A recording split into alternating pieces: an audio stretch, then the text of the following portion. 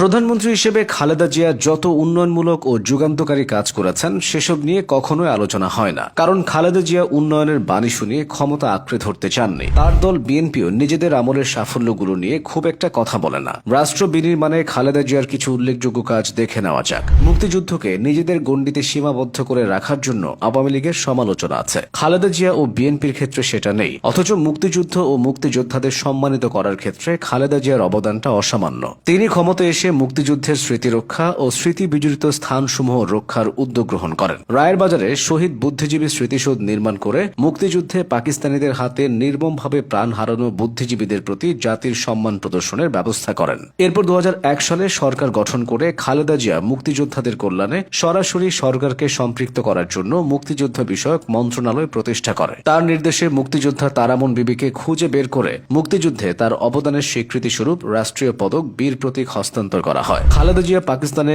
অসম্মানিত অবস্থায় পড়ে থাকা মুক্তিযুদ্ধের বীর সৈনিক বীরশ্রেষ্ঠ মতিউর রহমানের দেহাবশেষ বাংলাদেশে নিয়ে আসার ব্যবস্থা গ্রহণ করেন। এবার আসা যাক অন্য প্রসঙ্গে। 3 দফায় সরকার গঠন করে বেগম খালেদা জিয়ার নেতৃত্বাধীন সরকার রাষ্ট্র পরিচালনার ক্ষেত্রেও বেশ কিছু গুরুত্বপূর্ণ সিদ্ধান্ত নিয়েছেন, যেগুলো এদেশের রাজনীতির ইতিহাসে মাইল ফলক হয়ে থাকবে। সংবিধানের দ্বাদশ সংশোধনীর মাধ্যমে এবং ত্রয়োদশ সংশোধনীর মাধ্যমে নিরপেক্ষ তত্ত্বাবধায়ক সরকারের অধীনে জাতীয় নির্বাচনের ব্যবস্থা গ্রহণ এসবের মধ্যে অন্যতম।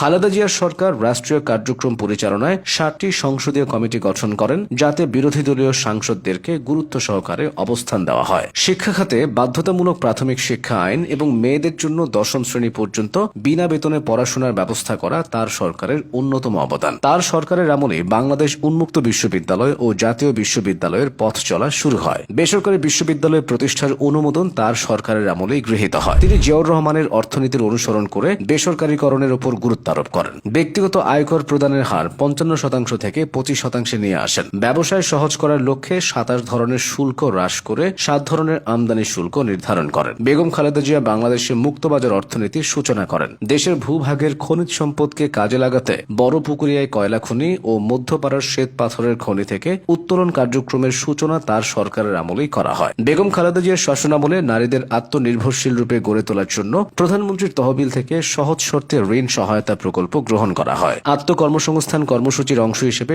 সহজ শর্তে ঋণ সেবার সহায়তায় তিনি আনসার ভিডিপি ব্যাংক প্রতিষ্ঠা করেন। স্বাস্থ্য খাতে সমস্যা ও সংকট নিরসনে তার সরকার সমূহের কার্যক্রম সুবিদিত। প্রতিটি উপজেলা স্বাস্থ্য কমপ্লেক্সকে 31 থেকে 50 শয্যায় উন্নীতকরণ এবং জেলা কমপ্লেক্সকে 100 থেকে 250 এবং 50 থেকে 100 শয্যায় উন্নীত করা হয়। দেশের শতকরা 90% মানুষের জন্য তার সরকার সুপেয় পানির ব্যবস্থা করতে সক্ষম হয়। বাংলাদেশে টেলিকমিউনিকেশন খাতেও খালেদা জিয়ার অবদান অনস্বীকার্য, কারণ তার সময়ে সেলুলার ফোন ও আইএসডি ফোনের সূচনা হয়। অন্তত 3 লক্ষ টেলিফোন সংযোগ চালু করা হয়। বেগম খালেদা জিয়ার সরকার 330টি উপজেলাকে বিদ্যুতায়নের আওতায় নিয়ে আসে। উপকূলীয় এলাকাগুলোতে 1000-এরও বেশি সাইক্লোন সেন্টার নির্মাণ করেন। ধর্মীয় সম্প্রীতি প্রতিষ্ঠায় বেগম খালেদা জিয়ার সরকার প্রবল গুরুত্ব দেয়। তার সরকারের আমলে এদেশে অসংখ্য মসজিদ, মন্দির, ঈদগাহ এবং অন্যান্য উপাসনালয় নির্মাণে সরকারি তহবিল থেকে অনুদান প্রদান করা হয়। ঢাকার আশকোনায় হজ যাত্রীদের সুবিধার্থে একটি স্থায়ী হাজি ক্যাম্প প্রতিষ্ঠা করা হয়। এছাড়াও তাবলিগ জামাতের বৃহৎ সম্মেলন, বিশ্ব ইজতেমার জন্য